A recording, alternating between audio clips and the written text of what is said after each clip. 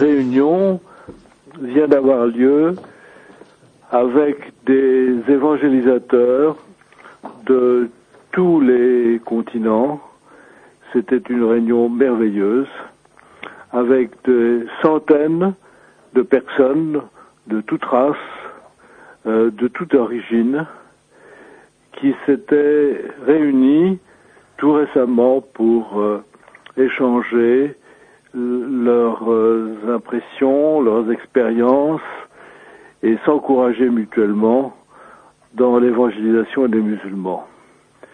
Et nous avons eu la chance de pouvoir nous entretenir avec certains d'entre eux. C'est ainsi que nous allons passer quelques entretiens avec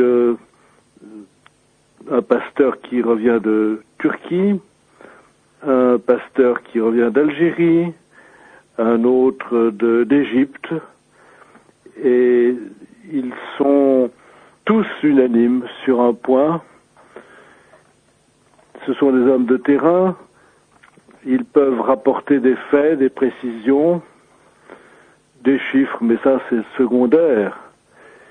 Ils peuvent prouver maintenant, par leur témoignage et par leur action, puisqu'ils retournent sur place, que l'échange de la bonne nouvelle avec les musulmans se développe comme une traînée de poudre dans tous ces pays qui s'ouvrent de plus en plus au christianisme. Et je crois que nous sommes peut-être parmi les premiers à annoncer que en Égypte, le christianisme se développe à la grande joie de beaucoup de musulmans qui y trouvent un immense enrichissement et qui maintenant sont de moins en moins hostiles à la religion du Christ. Voici maintenant leur témoignage. Pierre Rizzo, bonjour. Vous arrivez de Turquie et vous allez nous donner des informations sur le christianisme dans ce pays où il est manifestement pas admis. Bonjour, j'ai eu l'occasion de rencontrer des chrétiens turcs, des pasteurs turcs, d'assister également à un culte que j'ai trouvé très vivant, avec un intérêt pour le chant, pour la louange et très attentif à la prédication de l'Évangile. Ils sont vivants, dynamiques, ils ont soif aussi de connaître et d'approfondir non pas une religion, mais la vie personnelle de Jésus et dans leur propre vie. Pasteur Pierre Rizzo, vous avez donc rencontré sans difficulté des chrétiens turcs. Ces chrétiens turcs ne craignent-ils pas pour leur vie, ne craignent-ils pas pour leur situation, pour leur famille? Est-ce qu'ils arrivent à témoigner publiquement de leur foi ou restent-ils dans l'église du silence? Alors, les chrétiens que j'ai rencontrés ont une église qui a pignon sur rue. Et pour se rassembler, ils n'ont aucun problème. Témoigner, ils le font, mais avec beaucoup de discrétion, parce qu'il y en a qui cherchent le Seigneur, et puis il y en a d'autres qui sont allergiques. Maintenant, tous ceux que j'ai rencontrés travaillent et en apparence n'ont pas de problème. Mais est-ce que dans leur travail, dans leur boutique, leur métier divers, ils disent qu'ils sont chrétiens? Sont-ils connus comme tels? Vous savez, c'est comme tout. Il y en a qui ont de l'audace, du courage. Il y en a qui sont plus timides, plus réservés. Mais l'œuvre de Dieu se fait. J'ai appris qu'il y a des émissions radiodiffusées et il paraît, d'après ce qu'on m'a dit, il faut rester toujours prudent sur les chiffres, que 49% de la population écoutait ces émissions. Mais des émissions qui émettent d'où? De Turquie même. De Turquie même. Mais ce sont des émissions qui sont officielles ou qui sont clandestines? Je pense que c'est officiel parce qu'ils ont l'antenne sur une colline qui est autour d'Istanbul. Ils ont les paraboles sur les toits de l'immeuble, donc je pense que c'est officiel. Donc l'État turc, à l'heure actuelle, laisse l'évangélisation se développer en Turquie. Laisser, c'est un bien grand mot. Je pense que c'est une tolérance. Une tolérance. Et il y a eu des martyrs, encore pas très longtemps, des chrétiens égorgés par des fanatiques islamiques. Oui, parce que j'ai assisté à un culte où ils ont un moment de recueillement à l'honneur de ces 3 hommes qui ont été assassinés, des martyrs, et il y avait beaucoup d'émotions chez les chrétiens. C'est vrai qu'il y a la persécution, on ne peut pas la nier, mais la persécution, c'est ce qui rend l'Église forte aussi. Et y a-t-il un développement du christianisme en Turquie? Y a-t-il de nouveaux baptêmes que l'on peut peut-être pas effectivement comptabiliser, parce que ça n'est pas le but. Comme disait saint Paul, il n'était pas venu pour chiffrer les baptêmes, mais pour annoncer la parole de Dieu. Y a-t-il néanmoins une idée du développement du christianisme, ou reste-t-il confiné dans certains milieux limités? Alors j'ai rencontré un responsable religieux, garde l'anonymat, qui a à cœur l'évangélisation des musulmans, et il nous a dit qu'il en avait 400 qui suivaient les réunions d'évangélisation. On annonce la vie de Jésus et ce qu'il peut faire dans la vie d'un homme, et il aurait 300 Turcs en préparation de baptême. Donc, peut-être pas aussi rapidement qu'on le voudrait, mais il semble que le christianisme progresse lentement, mais sûrement. Oui, car les conversions de musulmans au christianisme sont sérieuses. Elles sont le fait d'une véritable grâce, et ce sont des êtres, hommes et femmes, et parfois très jeunes, déterminés. Ils sont certains de pouvoir prendre un certain nombre de risques, mais ces risques, ils les prennent en toute conscience, alors que le contraire, la conversion d'agnostiques ou de chrétiens à l'islam n'est pas très, à part des exceptions bien entendu, remarquablement violentes et dangereuses, ne sont pas tellement sûrs. Ce sont des conversions plutôt sentimentales. Là, lorsqu'il s'agit de chrétiens d'origine musulmane, ce sont des êtres très solides et ancrés dans une foi à toute épreuve. Il est vrai que l'islam, c'est plus qu'une religion, c'est une culture. Et passer de l'islam au christianisme, c'est la nuit et le jour. Et ces hommes, ces femmes, ces jeunes qui s'engagent à suivre le Seigneur Jésus savent ce qu'ils font, parce que pour la plupart d'entre eux, ça crée de gros problèmes dans leur famille, c'est des menaces de mort, c'est d'être renvoyés de chez eux, c'est perdre des fois leur identité et des fois même l'héritage qui doit leur revenir. Donc, pour accepter tout cela, il faut croire que ces hommes et ces femmes, comme le dit l'Évangile, ils se sont assis, ils ont calculé le prix, mais ce qu'ils ont trouvé en Jésus est supérieur à tout ce qu'ils peuvent perdre. Merci, pasteur Pierre Rizzo, de ce témoignage qui nous fait penser que actuellement vivent de nouveaux chrétiens dans les mêmes conditions que ceux qui, sous l'Empire romain, étaient persécutés, et dont nous célébrons et dont nous évoquons régulièrement les fêtes à longueur d'année, mais les martyrs sont aujourd'hui. Bonjour Alain Denisou, nous sommes très heureux que tu aies bien voulu nous accorder cet entretien, puisque tu es le président des Assemblées de Dieu, qui est en tout cas pour la France, et il faut que l'on sache que les Assemblées de Dieu est l'église évangélique la plus importante dans le monde. À ce titre-là, Alain Denisou, tu coordonnes en France l'action et le rayonnement de combien de pasteurs?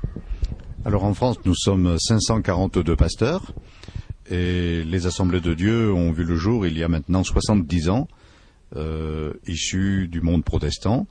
Et par la grâce de Dieu, eh bien, c'est un mouvement qui en effet s'est développé puisque son accent était mis sur l'annonce de l'évangile, l'évangélisation, amener l'évangile à la portée de quiconque ne connaissait pas réellement le Christ comme sauveur. Pour éclairer les auditeurs, pour qui les évangéliques c'est une nébuleuse avec plusieurs églises, des entrecroisements, qu'est-ce qui distingue particulièrement les assemblées de Dieu? Alors disons que c'est vrai que les évangéliques sont considérés un petit peu comme une nébuleuse, mais c'est vrai aussi que en ce moment, depuis disons 2004, il y a ce que nous appelons le CNEF, le Conseil national des évangéliques de France, qui se met en place et qui verra officiellement le jour en juin 2010, et cela regroupe 27 fédérations ou unions dans le monde évangélique. Maintenant, les Assemblées de Dieu demeurent le groupe le plus important, tout à fait, en France.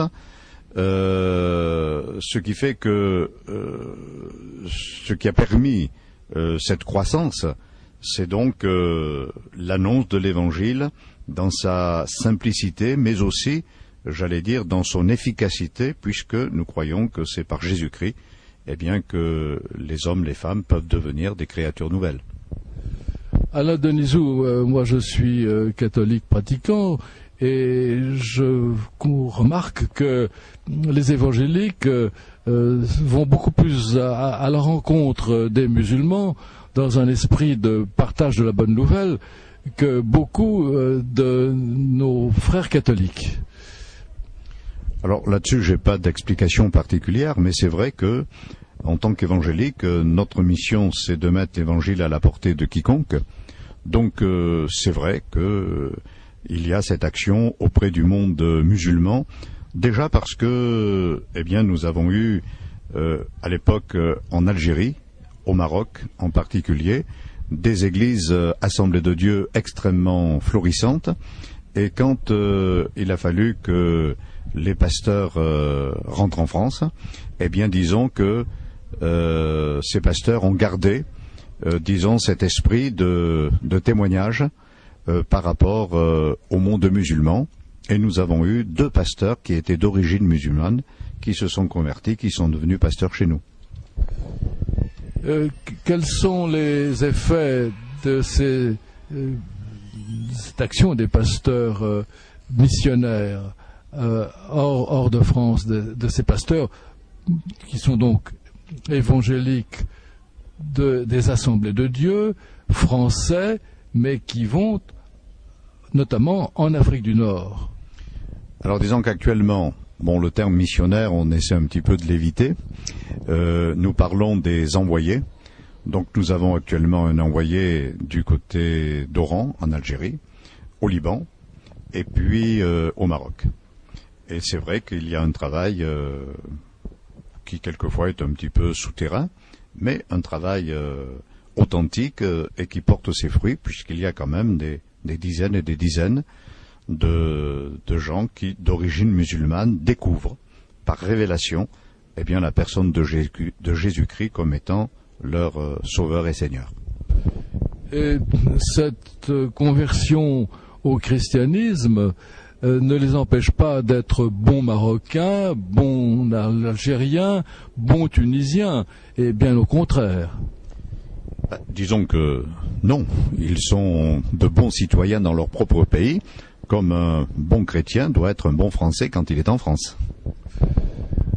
Ces conversions qui se développent de plus en plus d'après la presse et qui même à une époque ont inquiété le gouvernement algérien, qui est maintenant revenu apparemment sur ses préventions contre l'évangélisation, notamment en Kabylie, par différentes églises, ne sont pas finalement très connues, mais elles tonnent beaucoup de Français qui se demandent pourquoi un musulman deviendrait chrétien.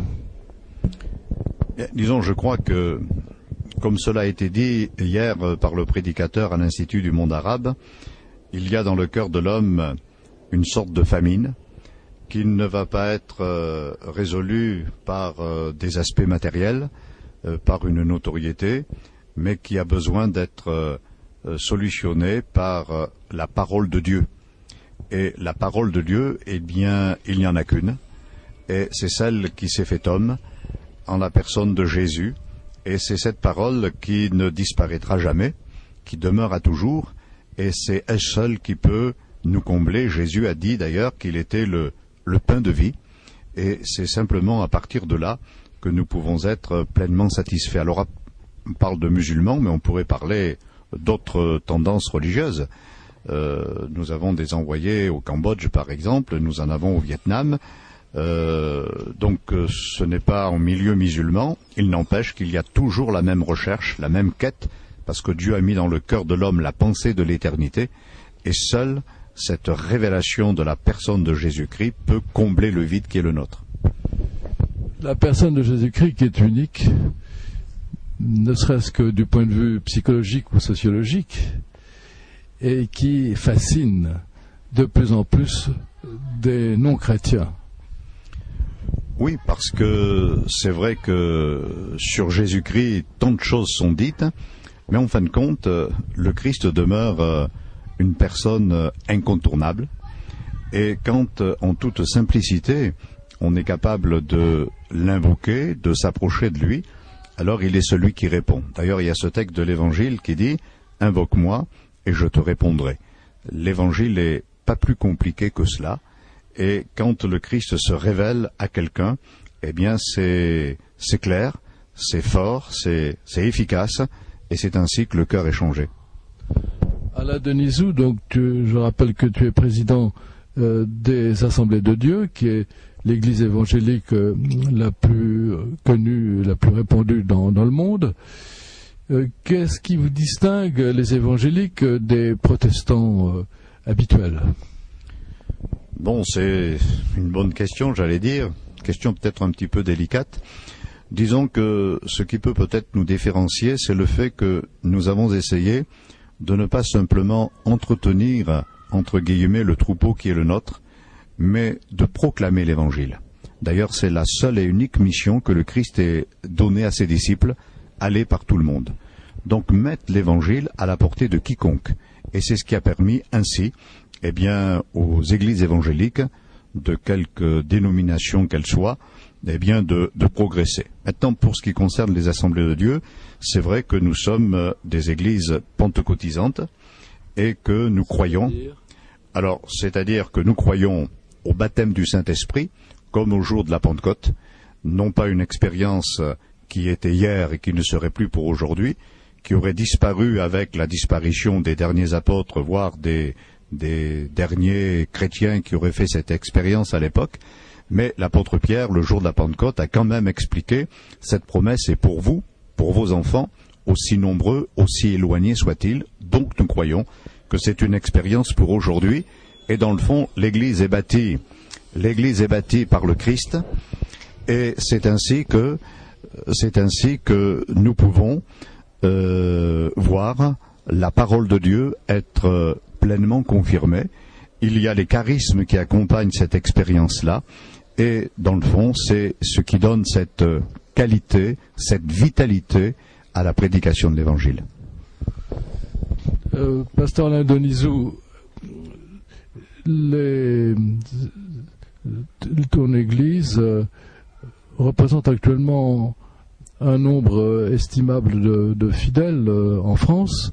Peut-on le chiffrer ? Alors, disons que, à quelques centaines près, nous sommes environ 100 000 personnes. Et c'est vrai que tous les 2 ans, pratiquement, les renseignements généraux nous demandent une sorte de comptabilité par rapport aux membres, par rapport aux sympathisants, par rapport aux enfants, par rapport aux jeunes. Donc, notre dernier recensement, il y a 1 an et demi, laissait entendre donc environ 100 000 personnes. Et nous avons, disons, 650 lieux de culte sur le territoire français. Sans compter dans Outre-mer. Oui, alors si on ajoute Outre-mer, nous allons, disons, vers des chiffres un petit peu plus importants, puisque par exemple, à l'île de la Réunion, on compte environ 80 000 personnes engagées. Il y a eu dans les années 60, exactement en 66, disons ce que nous appelons un réveil spirituel. Le missionnaire était donc Aimé Cizeron, qui maintenant est décédé, qui a d'ailleurs été mon pasteur. C'est lui qui m'a baptisé, comme l'enseigne l'Évangile, en tant qu'adulte, j'avais 16 ans, et c'est lui qui m'a lancé dans le ministère. C'est avec lui que j'ai commencé la prédication. J'avais donc 18 ans, et quand lui est parti à l'île de la Réunion, moi je suis parti faire mes premières armes pastorales au Maroc. Pasteur Denisou, on parle de miracles au cours de réunions, de prières des évangéliques, et particulièrement de ton Église. Nous savons, nous autres catholiques, que les miracles existent et qu'ils sont même très sévèrement examinés et critiqués par l'Église à Lourdes. Qu'en est-il chez vous ? Alors, le Dieu de l'Évangile, c'est le Dieu du miracle. Et la Bible nous dit que le Christ, sur la croix, a porté non seulement nos péchés, mais également nos maladies, nos infirmités et nos souffrances. Et l'apôtre Saint Pierre déclare que c'est par ces meurtrissures que nous avons été guéris. Donc nous croyons qu'il y a non seulement des miracles dans le domaine de la guérison physique, mais il y a aussi les miracles dans le domaine de la guérison morale, voire spirituelle. Un jour, si je puis me permettre, il y a un homme qui a donné sa vie au Christ et ses collègues de travail se moquaient de lui en disant « Mais tu vas pas nous faire croire que Jésus a changé de l'eau en vin ». Et il a répondu « Jésus a fait mieux que ça, il a changé de la bière en maison ». Et ses copains lui demandaient « Mais explique-nous ce que cela veut dire ». Et il a dit « Eh bien, avant que j'entende l'Évangile et que je rencontre le Christ comme sauveur, j'étais un ivrogne. Je me saoulais tous les jours avec de la bière, je battais ma femme et je terrorisais mes enfants. Et quand j'ai rencontré le Christ, avec les économies que j'ai faites, j'ai construit ma maison. » Donc ça, c'est un miracle. Nous ne faisons pas de miracle. Nous prions au nom de Jésus-Christ, mais celui qui est l'auteur du miracle, c'est le Christ. Et le miracle, eh bien, c'est ce qui se démontre publiquement et c'est ce qui se démontre avec le temps quand une vie est changée. Il y a des miracles spirituels évidemment très nombreux qui ne sont pas recensés à Lourdes. Je continue le point de vue catholique avec l'expérience que nous avons dans l'Église catholique, mais il y a des miracles physiques qui peuvent être constatés dûment par le bureau médical de Lourdes, et il y a des miracles aussi qui se passent hors de Lourdes, et dont certains sont constatés suite à des examens très sérieux de la faculté et d'examens qui sont souvent réalisés par des agnostiques, donc sans aucun a priori. Y a-t-il la même recherche de vérification des miracles physiques qui peuvent arriver, qui peuvent se manifester dans les assemblées de Dieu, de ton Église, et peut-on dire qu'il y a eu des constatations scientifiques, ou est-ce que cela ne vous intéresse pas du tout? Alors, disons que nous n'avons pas ce type d'investigation. Maintenant, c'est vrai que dans certaines situations, le milieu médical a admis, mais sans investigation particulière, que c'était un véritable miracle. Bon, maintenant, nous n'avons pas de documents obligatoirement qui puissent attester le fait que ça soit miraculeux, même si peut-être sur certains cas, cela a dû se produire. Donc nous ne sommes pas dans le même schéma. Maintenant, je vais respecter ce qui peut se pratiquer sur Lourdes, mais je vais quand même insister en tant que pasteur évangélique que celui qui guérit, c'est le Christ, parce que le seul qui ait pris nos maux sur la croix, c'est lui, et il a mis en évidence par sa résurrection la vie et l'immortalité, ce qui donne toute sa valeur et tout son poids aux promesses qui nous sont faites.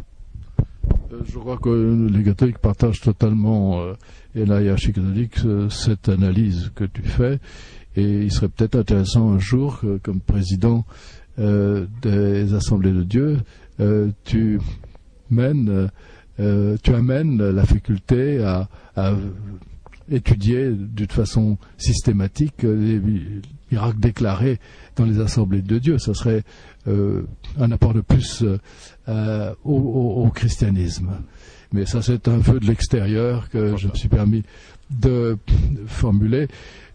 Combien, par rapport aux autres églises évangéliques, quelle proportion représentez-vous en France, les Assemblées de Dieu? Vous êtes combien par rapport aux autres évangéliques? Alors, disons que actuellement, le deuxième groupe évangélique, c'est le groupe que l'on appelle la Fédération évangélique de France. Donc nous sommes le double. C'est-à-dire qu'ils sont 50 000. Environ 50 000 personnes. Voilà. Et ensuite, nous tombons sur des petits groupes. Donc, nous n'avons jamais fait, nous, les calculs. En fin de compte, c'est le milieu évangélique qui a fait les calculs. Donc, nous découvrons ces chiffres. Bon, merci Alain Denisou. Nous sommes très heureux d'avoir eu cet entretien avec toi dans un esprit d'écuménisme où chacun ayant sa personnalité, sa spécificité et son amour de Dieu. Voilà, merci Jean-Luc, merci pour cette interview. C'est avec plaisir que j'ai pu le partager avec toi et que les auditeurs soient bénis de la part du Dieu vivant. Youssef, je suis très heureux de t'avoir au micro de Jean-Luc de Carbuccia pour parler de l'évangélisation en Algérie. Oui, merci beaucoup, vraiment. C'est une grâce. Et personnellement, je suis converti depuis 1980. Et ce qui m'a vraiment touché le plus, c'est que quand j'ai été musulman, j'ai toujours cru que l'islam est la meilleure religion. Et il n'y a pas vraiment une autre porte ou un autre moyen de salut que par l'islam. Mais Dieu, dans sa grâce, j'étais vraiment bouleversé en 77 par la vie vraiment des chrétiens. Et c'était passé en Europe. Là, j'ai rencontré des chrétiens vraiment qui aimaient beaucoup Dieu. Et leur vie a été vraiment transformée par l'évangile et la puissance du Saint-Esprit. Et c'est ça vraiment qui m'a fait penser beaucoup. Et j'ai commencé vraiment à me dire, mais tout ce que j'ai vraiment lu, tout ce que j'ai étudié, tout ce qui vraiment ils m'ont dit dans mon enfance, à l'école, chez moi, c'était pas vrai, parce que là, je trouve vraiment des gens qui sont chrétiens, mais leur vie vraiment a été bouleversée, a été transformée complètement. Et c'est ça vraiment qui va donner beaucoup de soif et beaucoup vraiment de curiosité à chercher après Jésus pour savoir vraiment comment vraiment le connaître. Et c'est comme ça que j'ai commencé à lire la Bible. Et en lisant la Bible, j'étais convaincu vraiment que Jésus est unique dans sa naissance, dans son enseignement, ses miracles, dans sa vie. Mais aussi, évidemment, dans sa mort, il était ressuscité, il est ressuscité, il est vivant. Mais ce qui m'a vraiment poussé beaucoup, c'était la première fois dans ma vie de découvrir Jésus à travers la Bible. C'est pas Jésus vraiment ce que j'ai entendu parler d'eux à l'islam, au Coran, ou plutôt chez la famille, mais tout à fait un Jésus qui est unique et vraiment j'étais convaincu, mais c'était une conviction de plus en plus intellectuelle. J'avais beaucoup de difficultés vraiment à accepter et recevoir Jésus dans ma vie parce que je ne savais rien vraiment comment faire. Mais quand même, Dieu, dans sa grâce, il avait vraiment un plan dans ma vie.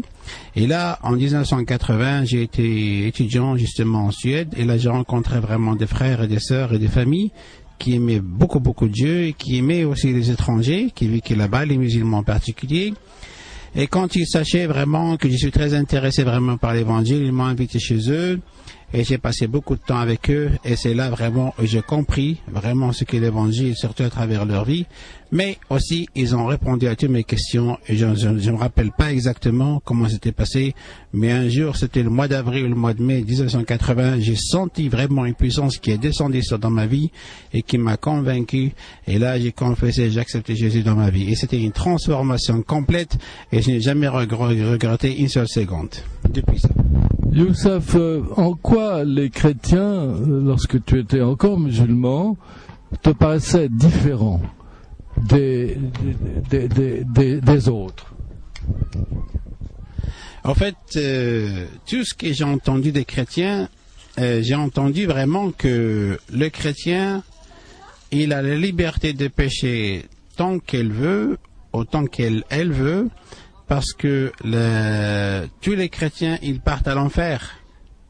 Et c'est comme ça vraiment que j'ai pensé que les chrétiens, ils partent à l'enfer. Il n'y a que les musulmans vraiment qui vont être jugés au jour du jugement. Et l'idée que j'avais, c'est que on regarde vraiment à l'ouest, à toute l'Europe et l'Occident, et les familles disent voilà, il y a beaucoup de problèmes là-bas, chez eux, parce que tout simplement l'Église il a failli vraiment trouver une solution pour les questions fondamentales de leurs âmes. Et c'est pour ça qu'on a grandi vraiment dans une famille musulmane très conservative. Et là, il nous a enseigné d'être vraiment fiers d'être musulmans. En même temps, évidemment, il y avait un blocage dans ma vie. Il y avait beaucoup de blocages, surtout des blessures que j'avais appris de mes parents, mes grands-parents, évidemment à l'école, que l'histoire entre les chrétiens et les musulmans était très mauvaise. Ils nous enseignent beaucoup vraiment sur les croisades que les chrétiens qu'ils ont fait. Ils ont tué évidemment beaucoup de musulmans. J'en suis sûr, les musulmans ils ont fait beaucoup de choses. Mais aussi, ils nous enseignent, regardez ces gens chrétiens, ils sont venus, ces Français, ils nous ont colonisés depuis 130 ans. Ils ont utilisé nos richesses vraiment pour développer leur pays, leur économie. Et quand ils sont partis, il y a beaucoup de gens qui sont morts pendant la guerre. Et tout ce que j'avais vraiment, j'avais une haine contre les chrétiens. Il y avait un blocage, une haine. Et c'est comme ça vraiment que j'ai grandi. C'est pour ça il y avait des grandes barrières. Mais pour moi, c'était la première fois dans ma vie de voir des gens vraiment qui aiment Dieu et qui nous aiment. Et qui étaient vraiment prêts à demander pardon. Et là, je suis vraiment, soit ces gens qui ont fait les croisades ou les gens qui nous ont colonisés, qui ont colonisé l'Algérie, ils n'étaient pas vraiment des vrais chrétiens. Parce qu'un vrai chrétien, il doit aimer à son prochain ce qu'il aime aussi pour lui-même. Il doit ainsi de suite. Et c'est ça où j'ai grandi. Mais Dieu quand même, il m'a touché, il m'a transformé. Maintenant évidemment, j'ai compris vraiment ce qu'est l'évangile. Il n'y a pas d'haine du tout, il y a de l'amour, du pardon. Et j'ai fait partie vraiment de la famille chrétienne, pas uniquement en Algérie, mais dans tout le monde entier. Maintenant, Youssef, tu es devenu toi-même un évangélisateur dans ton propre pays. Oui. Moi, personnellement, c'est-à-dire mon passé, moi j'étais dans le football. J'étais un joueur de football et je faisais aussi ma formation en tant qu'entraîneur de football. J'ai terminé une formation en 1985 et j'ai pensé qu'il n'y a pas de joie, il n'y a pas de satisfaction en dehors de football et des stades. Mais quand je me suis vraiment converti, je suis vraiment rempli ma vie et j'ai senti vraiment c'est le seul qui peut satisfaire tout ce que j'ai dans ma vie. Mais quand même, Dieu m'a donné le diplôme et la formation en tant qu'entraîneur de football. J'ai travaillé comme entraîneur de football en Algérie, même en tant que chrétien. Mais ce qui est vraiment important, parce que il y a beaucoup vraiment des gens qui ont besoin vraiment d'être non pas seulement connaître l'évangile, mais aussi de vraiment expérimenter un pardon, expérimenter une guérison, expérimenter vraiment l'assurance de salut. Et c'est ça vraiment qui a fait beaucoup dans mon cœur, ma femme et moi, de partager l'évangile avec les gens. Et depuis des années, maintenant presque 20 ans qu'on est engagé en tant que famille en Algérie, on avait beaucoup de gens qui se convertissaient. Beaucoup. Beaucoup de gens qui ont été guéris des maladies, qui ont été soulagés vraiment des blessures, qui ont été vraiment libérés de toutes sortes vraiment de blessures et des mauvais esprits. Et on voit comment vraiment Dieu, il transforme la vie des gens, des musulmans. C'était une merveille, comment Dieu vraiment, il transfère la vie des gens. Et c'est ça vraiment qui m'a donné beaucoup de joie, parce qu'en Algérie, il n'y a pas uniquement de la haine entre les Algériens, les musulmans et les chrétiens, il y a aussi de la haine entre nous. Les Kabyles, ils n'aiment pas les Arabes. Et je parle en Algérie, là, hein. Ils m'ont dit, mes frères et sœurs arabes, Kabyles, ils m'ont dit, dès leur enfance, leurs parents, ils les enseignent à avoir de la haine envers les Arabes. Mais quand on se convertisse, là, c'était une merveille.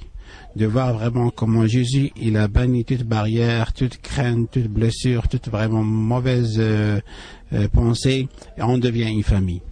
Et c'est ça qui m'a encouragé beaucoup, vraiment. J'ai vu que Jésus seul qui peut transformer les vies des gens et qui peut nous rendre non pas seulement des frères et des sœurs, mais vraiment une famille qui est rachetée par le sang de Christ. Et j'ai beaucoup de témoignages, même les voisins chez nous, là-bas à Oran, ils nous a dit, c'est la première fois de voir des Kabyles et des Arabes qui vivent ensemble. Ils n'ont jamais vu ça.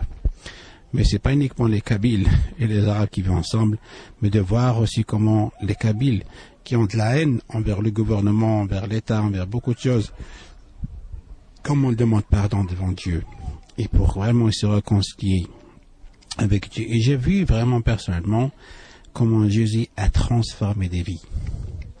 Non pas seulement ma vie, mais beaucoup vraiment des vies et des frères et des sœurs en Algérie. Et c'est merveilleux vraiment de voir ce que tu es en train de faire. Youssef, tu continues l'évangélisation en Algérie. Y a-t-il des difficultés par rapport à la loi, par rapport aux islamistes qui sont parfois terroristes? Comment cela se fait? L'évangélisation peut-elle être ouverte ou doit-elle rester discrète? En fait, moi je crois vraiment de tout mon cœur que Dieu, il permettra aucun cheveu de tomber dans nos têtes sans sa volonté. Lui, il sait tout et connaît tout. Mais évidemment, vivre en tant que chrétien en Algérie, parfois c'est pas facile. Je remercie beaucoup Dieu, vraiment beaucoup maintenant, parce que maintenant il y a des dizaines de milliers de chrétiens. C'est plus qu'avant. Il y a beaucoup d'églises et infiniment. Mais l'Église, il a vécu un réveil, et veut toujours le réveil, et c'est ça vraiment qui a inquiété beaucoup le gouvernement algérien, et beaucoup des États évidemment arabes. Alors après beaucoup de pression, soi-disant de l'intérieur, contre l'État algérien ou de l'extérieur, le gouvernement algérien, il a fait une loi pour vraiment pour empêcher l'Église à grandir, pour empêcher vraiment les chrétiens à évangéliser. Et l'un des articles, c'était en mars 2006, l'un des articles, je pense c'est l'article 12 ou l'article 13, ils interdisent les Algériens vraiment à évangéliser. L'article, il dit tout simplement, si tu bouleverses, tu bouleverses la vie d'un musulman, c'est contre la loi. Alors, si tu es un responsable de l'Église, là, tu peux être vraiment condamné d'une année jusqu'à 5 ans de prison, et je pense de 3 000 jusqu'à 14 000 $, l'équivalent de 14 000 $. Mais si tu es vraiment un chrétien, soi-disant, autant membre de l'Église, alors là, tu vas être condamné entre 1 année et 3 ans avec, je pense, 7 000 ou 4 000 $ comme amende. Et évidemment, il y avait beaucoup de lois, mais quand même, nous étions tous choqués comment vraiment l'Algérie, dans ce temps-là, le 2006, et le temps de la liberté, soi-disant, et le temps vraiment de la civilisation, les droits de l'homme, il a pu vraiment quand même faire sortir cette loi vraiment pour rendre la vie difficile pour les chrétiens. Mais ce qui m'a encouragé beaucoup, c'est que j'ai vu vraiment que des chrétiens algériens, ils avaient beaucoup vraiment de courage et de zèle. Et ils ont tout simplement dit on va obéir la loi de Dieu et non pas la loi d'homme. Et personnellement, avec 2 frères, vraiment, nous étions condamnés pour 3 ans de prison. On était condamnés, c'était le mois de mars, le mois de janvier plutôt 2008. Après une enquête avec la police, les interrogations ainsi de suite, et c'est une longue histoire. Mais c'était depuis octobre 2008, c'était le 21 octobre. On a eu le dernier jugement et maintenant nous sommes acquittés. Gloire à Dieu. Il y a beaucoup vraiment de frères et sœurs qui ont prié dans tout le monde entier. Mais il y a d'autres frères qui sont, leur jugement, il n'est pas encore toujours prononcé. Certains, ils ont été condamnés à 2 ans, 1 année de prison, parfois plus. Mais ce qui m'a encouragé beaucoup vraiment, c'est que les frères et sœurs là-bas en Algérie, ils ont vraiment ils ont eu une expérience extraordinaire de courage et de zèle. Et j'ai vu des merveilles dans ma vie. Comment Dieu vraiment a utilisé cette période dans notre vie en tant que chrétien, en tant qu'église en Algérie, même d'avoir des occasions à témoigner parmi la police dans les commissariats et aussi dans les tribunaux. Et c'était merveilleux. Ce qui est aussi merveilleux, parce que maintenant les journaux, ils ont écrit beaucoup des articles contre l'église, contre l'organisation. Et maintenant, l'église en Algérie a devenu une réalité. Tout le monde en Algérie, il sait qu'il y a une église active. Il y a des dizaines qui sont convertis, dizaines de milliers qui sont convertis. Des milliers. Des milliers. Oui, des dizaines de milliers qui sont convertis. Et ça, c'est encourageant. Et ce que vraiment Dieu est en train de faire maintenant en Algérie, c'est merveilleux. C'est merveilleux. On remercie vraiment Dieu beaucoup pour ça. Youssef, avant ce merveilleux témoignage si encourageant pour beaucoup de Français de France qui parfois manquent d'espérance, cet encouragement qui nous vient du fond des âges, du début du christianisme en tout cas, puisque vous revivez l'expérience et le martyre des premiers chrétiens. Youssef, as-tu quelques mots pour terminer ce premier enregistrement? En fait, vraiment, ce qui j'ai beaucoup à cœur, d'ailleurs je voyage un peu partout dans le monde entier, je parle dans beaucoup des églises, j'en suis convaincu que les églises françaises, ils ont vraiment une bénédiction d'entendre ce que Dieu il est en train de faire parmi les musulmans en Algérie. Il y a des témoignages qui sont très très encourageants, mais aussi vraiment je crois de tout mon cœur que l'Église en France il a une responsabilité devant Dieu de prier, d'intercéder pour l'Église algérienne, et aussi de chercher comment vraiment partenaire avec l'Église algérienne. Mais aussi, je suis convaincu qu'il doit aussi mobiliser des gens à prier et peut-être, et pourquoi pas, vraiment écrire dans les journaux et mobiliser des gens qui sont bien placés pour sensibiliser le besoin d'un soutien vraiment des églises françaises vraiment pour l'église en Algérie. Mais aussi, ce que j'aime beaucoup, c'est qu'il y a beaucoup de témoignages qui peuvent être une grande bénédiction pour les églises françaises. Et j'espère vraiment un jour qu'on va y avoir le temps pour partager beaucoup de témoignages qui sont très encourageants. Que Dieu vous garde et merci. Au revoir. Pasteur Youssef, tout le monde ne peut être que de cœur avec toi et avec tes frères chrétiens algériens, que nous soyons croyants ou agnostiques.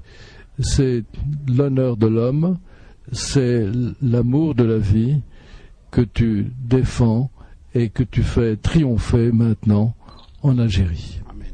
Avec tous tes frères. Bonjour, notre ami Mina Gerges, tu es médecin et copte, et tu as l'habitude de longues conversations et d'entretiens en confiance et en amitié avec d'autres Égyptiens qui sont, eux, musulmans. On dit qu'il y a une persécution des Coptes en Égypte par les musulmans radicaux, qu'eux-mêmes ils n'ont pas forcément beaucoup de facilité dans beaucoup de cas avec le gouvernement égyptien, mais il y a entre Égyptiens, Coptes, chrétiens et musulmans des rapports personnels autres que purement professionnels et des échanges d'ordre philosophique, peut-être même théologique. Comment cela peut-il se passer en Égypte? Bonjour Jean-Luc, je suis fier d'être avec vous. Il y a vraiment parfois des persécutions entre les musulmans et les chrétiens qu'on appelle Coptes en Égypte, mais c'est pas partout et c'est pas tous les jours. Je vais te dire les causes, je vais te dire pourquoi. Parce que les chrétiens en Égypte, ils sont très forts. Ils sont très nombreux, au moins 15% de la population est chrétienne. Environ 12 millions, ils sont des chrétiens en Égypte. Aussi, le 2/3 de l'économie de l'Égypte est avec les chrétiens. Et c'est pour cela que les musulmans, oui, ils sont plus nombreux, mais de point de vue pauvreté et richesse, les chrétiens ou les coptes, ils sont plus riches, plus cultivés, plus, plus enseignés et cultivés. Il réfléchit beaucoup. Il peut faire de la commerce bien que les musulmans, plus mieux que les musulmans. Et c'est pour cela, et pour d'autres raisons, ils sont persécutés parce que les musulmans, ils l'envoient comme des ennemis. Surtout que les Coptes, tout le temps, ils disent que nous sommes les réels en Égypte, nous sommes les descendants des pharaoniques, c'est notre pays, et les musulmans,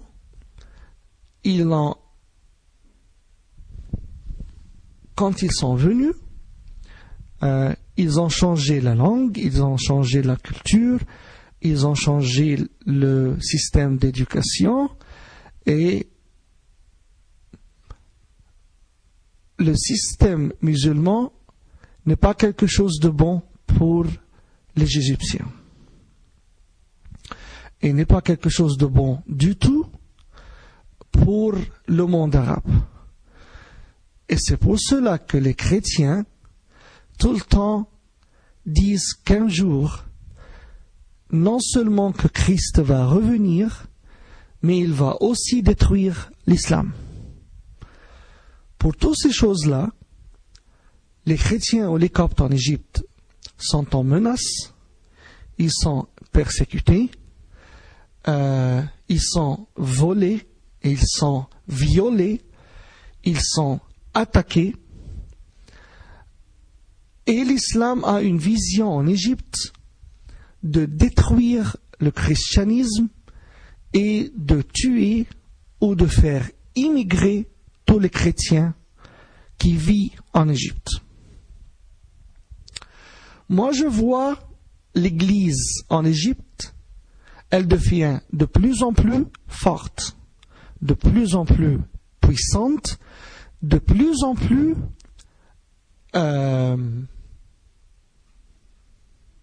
dépendant sur le Seigneur. Depuis 1992, on voit vraiment la visite du Saint-Esprit énormément dans tout le pays. Les églises deviennent de plus en plus très fortes, plus en plus chaleureuses, et aussi ils obéissent tout le temps à la parole de Dieu. Maintenant, on a plus que 10 chaînes satellites chrétiennes dans le monde arabe. Le monde arabe, je peux dire avec certitude qu'il a été évangélisé d'une manière ou d'autre. En Égypte? Non, pas seulement en Égypte, Dans le monde musulman. mais tout le monde arabe et musulman. Avec 10 chaînes de télévision et de satellites qui couvrent tout le monde arabe et pratiquement tout le monde musulman, je peux dire avec certitude que la plupart des musulmans ont au moins une fois regardé pour 24 heures ces chaînes.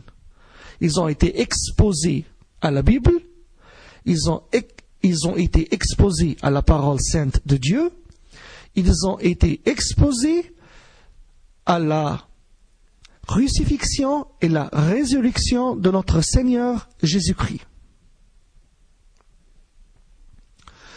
Je vois que l'islam, un jour, va terminer. Et je vois avec certitude que l'Église égyptienne, un jour, va être très nombreux, très puissant plus que maintenant, et la plupart des musulmans vont tourner vers le Seigneur et accepter Christ comme Sauveur et comme Dieu de l'Éternel. Mais pourquoi le ferait-il, étant donné les grands inconvénients que cela représente dans les pays à majorité musulmane? La plupart des musulmans qui découvrent et acceptent Jésus en Égypte, ça a été par une révélation physique, révélation réelle de Jésus-Christ lui-même pour eux. La plupart des musulmans qui viennent et acceptent Jésus, ils ont dit qu'ils ont vraiment, dans leur rêve ou dans la journée, ils ont vu réellement Jésus. Par une révélation, par une apparition pour eux, ils ont continué à le voir chaque jour jusqu'à le jour où ils ont vraiment cru en lui, accepté lui et devenir vraiment des chrétiens. C'est un phénomène extraordinaire qui se développe d'après tous les témoignages que nous recevons dans l'ensemble du monde musulman. C'est cette présence de plus en plus répandue du Saint-Esprit dans les âmes. Et déjà plusieurs ouvrages l'en attestent, y compris d'anciens imams et d'anciennes personnalités religieuses et politiques musulmanes dans les différents pays d'islam. Je suis tout à fait en accord avec toi. On n'a pas une explication scientifique pour ça, mais on connaît que Jésus, hier, aujourd'hui et pour toujours, peut se révéler comme il veut, et on voit ces jours-ci des centaines et même des milliers qu'ils ont connu le Seigneur de cette révélation. Les apparitions de Christ, pour eux, continuent, et tu sais, jusqu'à seulement le jour où ils l'acceptent. Et après, on a vu avec eux quelque chose de très différent. Ces apparitions s'arrêtent totalement après qu'ils deviennent vraiment chrétiens. Et même eux, ils ont un peu de doute, un peu de incertitude. Qu'est-ce qui se passait? Pourquoi il s'est arrêté de apparaître pour nous? Et on leur dit que, comme ça s'est passé avec l'apôtre Paul, quand il était seul, il a eu une apparition super, extraordinaire, pour être convaincu que c'est Jésus-Christ. Mais après qu'il a accepté le Seigneur Jésus, il n'a jamais dit que cette apparition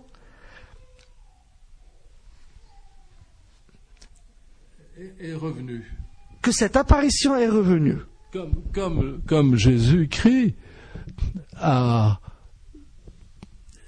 est monté au ciel, et que les apôtres, tout en étant à partir de ce moment-là inspirés par l'Esprit Saint, ne l'ont plus vu. C'est ça. Et on leur dit à ce moment que c'est maintenant pour la parole de Dieu. Dieu vous apparaît clairement dans sa parole sainte. On lit la Bible, on contemple la Bible, on prie d'après la Bible, on étudie la Bible.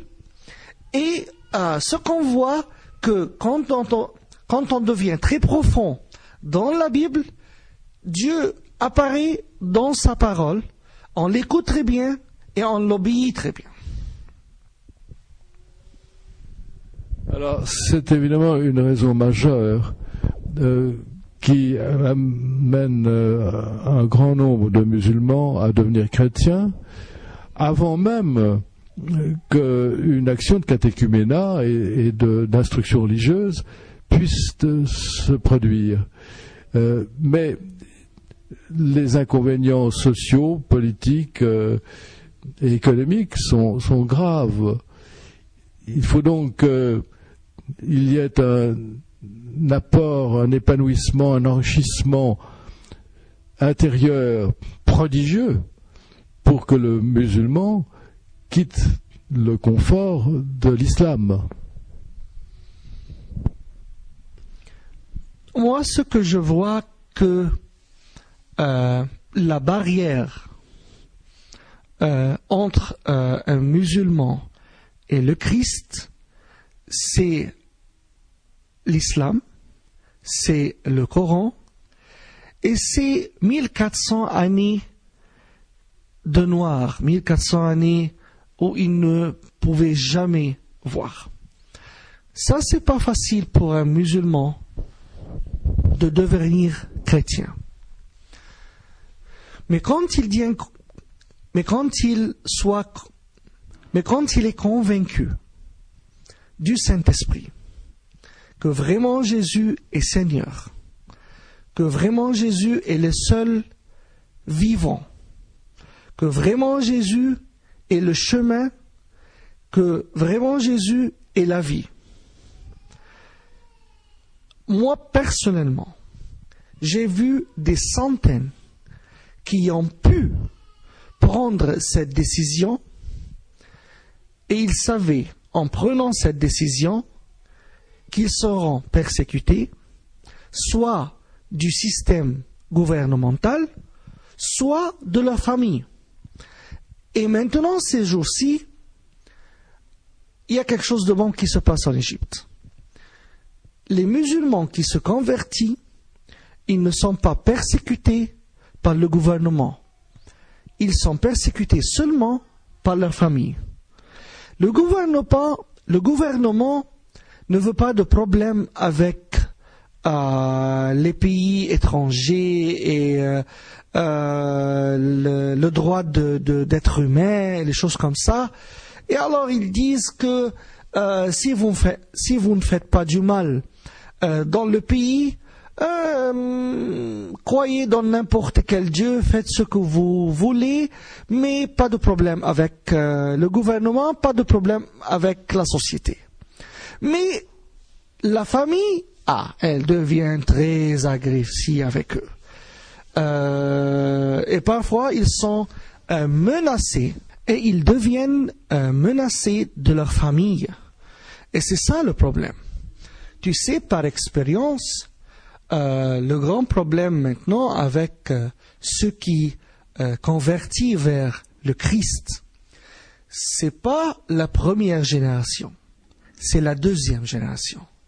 Ce sont les enfants de ces couples qui ont accepté le Seigneur, sont devenus mariés d'une manière différente, sont maintenant unis en Christ, et ils commencent à penser à leurs enfants. Ça, maintenant, c'est un très grand problème dans le contexte où on vit, en Égypte, et disons à la Jordanie, au Liban, où il y a le problème de religion, où les écoles, tu dois être enseigné ta religion, et c'est une matière où tu dois réussir. Et ces couples-là, ils ne veulent pas que leurs enfants étudient la religion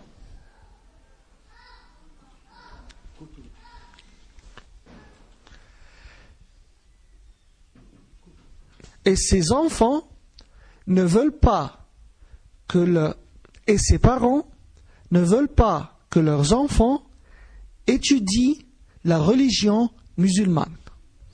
Et comme ils ne peuvent pas annoncer qu'ils sont devenus chrétiens, alors ils ont vraiment un très grand problème concernant qu'est-ce qu'ils vont faire pour éviter ce problème. C'est un problème qu'on n'arrive pas à résoudre jusqu'à maintenant en Égypte, et c'est un problème qui, malheureusement, après 4 ou 5 années avec le Christ en Égypte, la plupart de ces familles décident d'émigrer ou d'aller vivre dans n'importe quel autre pays pour pouvoir avoir une vie plus chrétienne pour eux et pour leurs enfants. Alors tu es néanmoins en Égypte où tu continues à vivre, et Minadjirgil, est-ce que tu as des échanges avec des musulmans restés musulmans, ou en tout cas pas encore touchés par la grâce du christianisme? Oui, définitivement. Parce qu'on parle tout le temps, on travaille ensemble, on vit ensemble dans les bâtiments, on se rencontre tous les jours. On peut se saluer, dire bonne fête quand il y a le Eid al-Adha ou quand il y a le Eid al-Qiyamah, la résurrection de Jésus-Christ. On se téléphone, on peut s'inviter, dîner ensemble et prendre le déjeuner ensemble. Quand tu es dans le bus, le taxi, il y a plusieurs gens tu peux fréquenter dans les rues.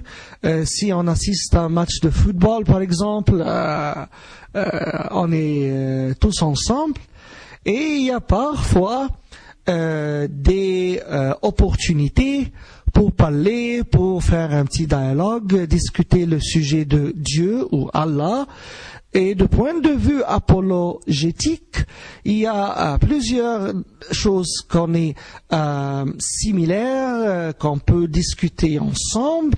Et parfois, tu as l'opportunité de témoigner et dire vraiment comment tu penses vers Dieu, vers Jésus, vers la Bible. Et parce que cette relation a commencé par amitié, alors, c'est pour cela qu'on est accepté, même si on reste différent, même si on reste chacun dans son doctrine ou sa religion, mais quand même, il arrive plusieurs fois de pouvoir facilement témoigner de point de vue qu'on a construit un port, un barrage d'amour avant de témoigner, et c'est pour cela que l'amour doit être au début, puis on peut échanger notre foi. Cette attitude de charité dans le sens traditionnel, le beau sens du terme, de chrétiens à l'égard du musulman, est nouvelle pour le musulman dans la mesure où il n'y est pas culturellement et cultuellement habitué, avec en tout cas un non-musulman. Et ce comportement du chrétien doit surprendre l'interlocuteur musulman qui vit dans un pays à majorité musulmane. Et n'amène-t-il pas de la méfiance ou voire de l'hostilité? Tu sais, Jean-Luc, dans l'islam, il y a 99 noms. Pour Allah. Pour Dieu, oui. Pour Allah. Pour Allah. Et ces 99 noms, que ces jours-ci, ils pensent changer quelques-unes. Il y a le Gabbar, le Muntakim, le Muzil. Il y a des choses vraiment très choquant quand on parle de Dieu. Et aucune de ces 99 noms, il y a le mot amour. Alors, quand on dit Dieu est amour, c'est seulement le Dieu des chrétiens. Ils n'ont jamais vu un vraiment amour. La religion musulmane est une religion qui vraiment, il n'y a pas de paix. Les gens sont un peu méchants, sont un peu durs. Et quand ils voient l'amour inconditionnel d'un chrétien qui les aime vraiment. Tu sais, on aime les musulmans. On déteste l'islam. On n'aime pas l'islam. Mais vraiment, on aime les musulmans. Parce qu'on est tous des êtres humains créés sur l'image de Dieu. Et Dieu, sur la croix, il nous a pardonné tous. Les musulmans avant que les chrétiens, parce qu'il n'y avait pas de christianisme à l'époque. Il y avait des gens, pécheurs, et maintenant, ces pécheurs-là, une partie d'eux a accepté le Christ, ils sont devenus chrétiens, l'autre pas encore, ils sont des musulmans. Mais, par l'amour du Christ, qui doit remplir la vie des chrétiens, l'amitié vraiment, alors nous sommes simplement des chrétiens ordinaires qui partagent la bonne nouvelle avec des musulmans ordinaires. C'est l'amitié. Et cette amitié, c'est parce que l'amour du Seigneur nous a vraiment visités. Et quand tu es visité vraiment par l'amour de Dieu, tu ne peux pas rester sans parole. Tu ne peux pas rester sans témoignage. Tu peux risquer ta vie pour qu'un seul musulman vienne retrouve Jésus-Christ. Donc l'amour du prochain est contagieux, exactement comme un bon microbe. Oui. C'est une épidémie spirituelle. Auquel un musulman, à la longue, ne peut pas être protégé. Absolument pas. Moi, je peux te dire que en 2003, on avait une statistique qui disait que chaque année, s'il y a 19 chrétiens nominaux qui tournent vers l'islam, il y avait un musulman qui acceptait le Christ. Dans les 7 années précédentes, actuellement, par le début de 2009, on a maintenant une nouvelle statistique. On dit que si 8 chrétiens se dirigent encore vers l'islam chaque année, il y a 10 musulmans qui acceptent le Seigneur. En Égypte. En Égypte. C'est une statistique qui vient d'où? On peut dire que c'est le nombre qu'on voit chaque année. C'est un nombre que même les autorités ne peuvent pas le nier, c'est ça. Parce que le nombre de chrétiens qui tournent vers l'islam diminue chaque année et le nombre de musulmans agrandit qui tournent ou se dirigent vers le Christ chaque année. Avec 10 chaînes satellites chrétiennes, avec tant de livres de Bible disposés, avec les sites internet, des centaines de sites internet où il y a plein de livres et chrétiens à disposition gratuits. Maintenant, il y a vraiment des centaines, et je peux dire des milliers, de musulmans qui tournent vers le Christ en Égypte. On disait que en 2069, il n'y aura aucun chrétien en Égypte. Mais maintenant, on peut dire avec certitude que dans les 5 années qui vont venir, il y aura des millions de musulmans qui seront convertis avec certitude et accepter Jésus Seigneur, Jésus Roi, Jésus Dieu pour eux. C'est une bonne nouvelle que tu nous donnes en Occident, Mina Gergis, et nous pouvons peut-être rester sur ce scoop que tu nous donnes. Il est évident que, étant sur place, tu parles d'expérience, que la presse ne va pas évidemment développer ni tenter de confirmer cette information, ce développement prodigieux du christianisme en Égypte, dans un pays où il n'est pas favorisé, loin de là, par les autorités. Et nous espérons d'ici peu avoir de nouveau de tes bonnes nouvelles et de celles de tous les Coptes qui sont à l'avant, sont à l'avant-garde du progrès, de la liberté et de la vie en Égypte.